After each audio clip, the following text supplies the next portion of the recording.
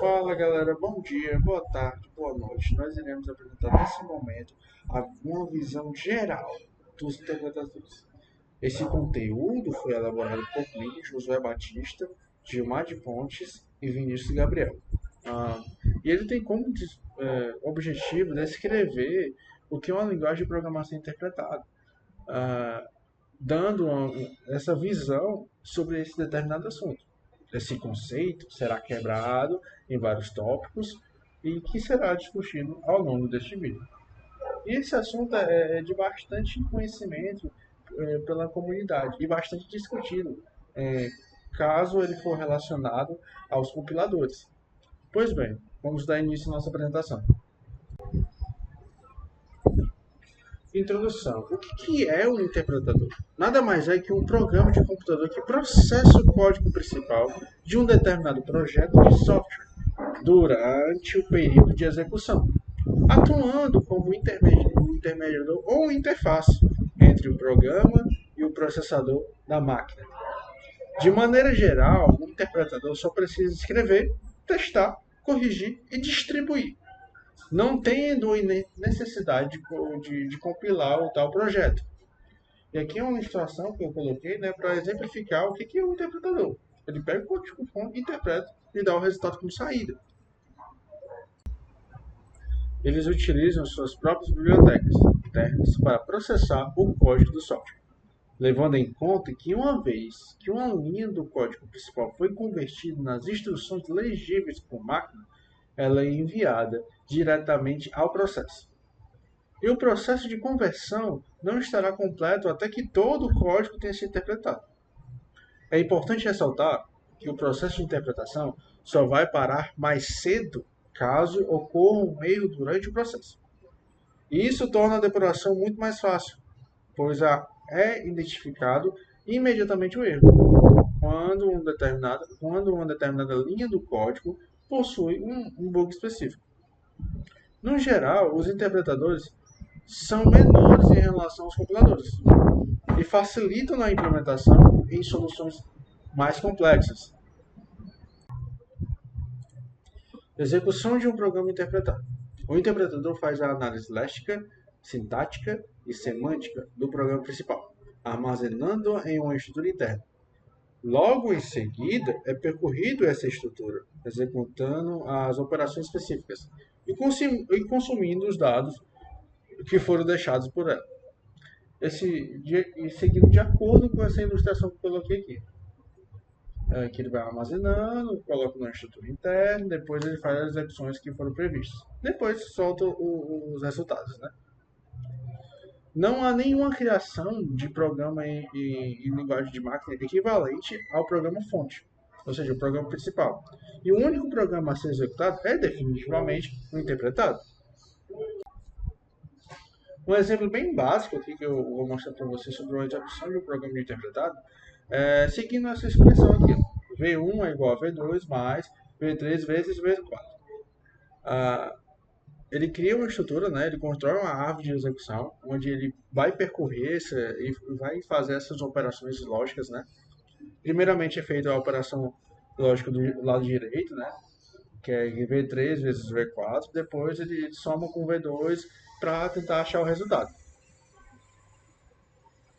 E nesta ilustração é dito os passos que eu acabei de mencionar, que é a multiplicação do V3 com V4, depois ele soma, né, com V2, depois iguala ao V1 para, de fato, adquirir o resultado. E esse exemplo ele vai seguindo de acordo com essa ilustração aqui, de acordo com essa imagem, que ele vai fazer o análise, depois vai fazer as operações lógicas e dá como resultado. E além desses conceitos, né, existem dois tipos de interpretadores. O de código-fonte, que deve existir uma forma de armazenamento partindo do programa principal, e o de código intermediário, que pode ser gerado pelo mesmo processo usado nos compiladores. Agora eu passo a palavra para o Gilmar, que irá fazer a outra parte da apresentação. Continuar aí a apresentação. E eu vou falar para vocês um pouco das duas vertentes, né, genéricas que tem os interpretadores, E tem os interpretadores de código-fonte e o de código intermediário. Começando do de código-fonte, quando uma análise sintática ocorre, né, o programa-fonte ele é armazenado em uma estrutura chamada de árvore do programa. Após isso, essa estrutura é percorrida com o objetivo de fazer que os comandos do programa sejam executados. Ou seja, o programa, assim que ele é executado, o interpretador ele cria essa árvore para fazer uma analogia completa e a partir dele executar os comandos. Eu vou utilizar como um exemplo para vocês o programa BubbleSoft, que é esse programinha aqui, simples, né? Que a gente já viu em estrutura de dados. Aí desse código que está aqui aparecendo para vocês, ele cria essa árvorezinha. Essa árvore ela pode ser dividida em nós a partir das estruturas mais altas, né? Por exemplo, o for que está segmentado. Essa segmentação aqui eu vou detalhar mais para vocês. Cada nome de variável deve ser substituído por um ponteiro para sua posição na tabela de símbolos, ou seja, cada variável declarada, né, tem que realizar essa substituição, né, para o computador conseguir designar, né, o que é cada variável, né, e seu valor. Lá deve haver um campo, né, para guardar o seu valor. E o problema desse tipo de interpretação é que ela acaba se tornando muito ineficiente porque ela acaba tendo muitos alinhamentos. Só por observar essa imagem, né, você observa que tem seta para tudo quanto é lado, né? São ponteiros, né, no caso. Esses ponteiros eles acabam se engodando muito uns nos outros, que cada módulo desse aí acaba aumentando muito o processamento da máquina, e se tiver alguma inconsistência, todo o programa falha, né? Ele retorna algum erro. No caso, cada comando ele é executado por um módulo específico. Um módulo de um comando repetitivo, por exemplo, um loop, ele cria um scope e vai chamando outros módulos a partir dele. E se num dado momento, geralmente, né, várias versões de diversos módulos vão estar funcionando ao mesmo tempo, para conter uma execução dinâmica, né, de muitas chamadas. Como eu estava falando antes, os interpretadores de código-fonte tem um alto consumo de muita memória, que acaba gerando sobrecarga de trabalho no seu gerenciamento, né, da árvore, principalmente códigos gigantescos. Né?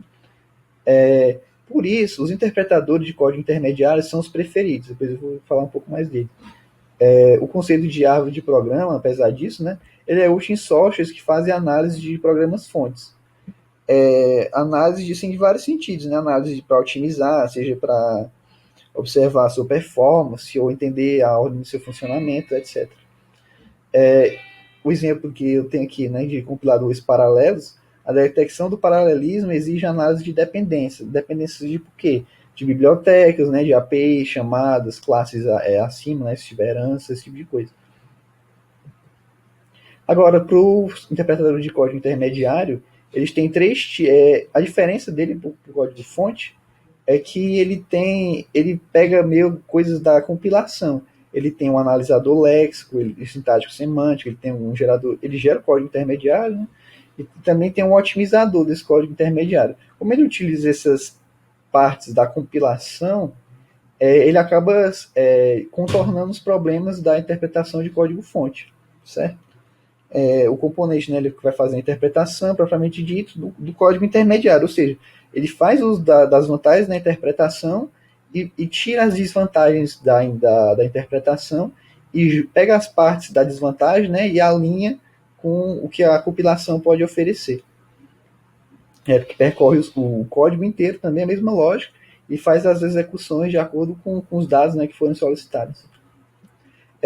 Os interpretadores ele tem algumas variações. Eles têm os interpretadores bytecode, cada instrução é um byte, que pode ter no máximo 256 instruções, né, por ter essa regra. Já os interpretadores threaded code, eles são similares ao bytecode, mas utilizam ponteiros ao invés de bytes. Como são ponteiros, ele tem duas formas de execução. Ele pode realizar um loop, que busca todas as instruções que estão presentes, ou pega as instruções uma por uma e vai executando. Como não são bytes, né, não tem essa limitação de ter o máximo de 256 instruções. Outro tipo de interpretação que eu encontrei, que eu acho interessante, é essa de árvores com sintaxe abstrata, onde cada frase é passada apenas uma vez, mas ele ainda cria uma árvore estruturada, e essa árvore ela mantém uma estrutura global e as relações entre declarações. Ou seja, se tem um controle maior do código como um todo, mas o único problema é que volta para aquele problema lá da interpretação de código-fonte, né, que tem um volume grande de ponteiros e acaba afetando a performance. Aí vai de cada caso, né, em que for mais interessante que para a aplicação, para o desenho que você quer. Agora falando um pouco das vantagens da interpretação em geral, né, é que o código intermediário ele independe da máquina. Ele dá portabilidade para qualquer aparelho que você quer rodar esse código, né, que ele gera um código intermediário, né, e ele de qualquer forma, qualquer aparelho vai rodar direitinho. E também por isso, né, eles são adequados para rodar em redes de computadores, né, computadores heterogêneos que têm várias configurações diferentes, né, e que têm uma homogeneidade de execução entre todas elas. E também a sua elaboração do modo interpretador, ela é muito mais simples do que criar um compilador do zero, certo? O interpretador ele é mais simples em geral. Mas, e também em casos de rapidez, que não é necessário, né, que é uma desvantagem, vou falar também, os interpretadores são preferidos, porque eles são considerados mais robustos, né, apesar de ter uma execução mais lenta, mas existe uma característica mais vantajosa em relação à compilação. Em relação às desvantagens, a execução é mais lenta, né, como eu falei um pouco antes, e também necessita sempre ter o código original para ser executado. Né? Então, a leitura do código é realizada por completo e qualquer erro no código afeta o sistema todo. Então, o código ele acaba se tornando mais sensível por conta disso. E aqui, pessoal, tem alguns exemplos de linguagens interpretadas. Tem o PHP, o JS, o Python, o Ruby, Perl, o Lua. E aqui as referências que a gente usou na elaboração do conteúdo para fazer esse vídeo. E muito obrigado, já que você chegou até aqui. E que esse conteúdo tenha servido de alguma forma para amplificar o conhecimento de vocês. E caso a gente tenha cometido algum equívoco, por favor, deixe aí nos comentários, pois isso ajudaria a gente e também ajudaria aquela pessoa que assistiu esse vídeo. Então é isso e até a próxima, galera.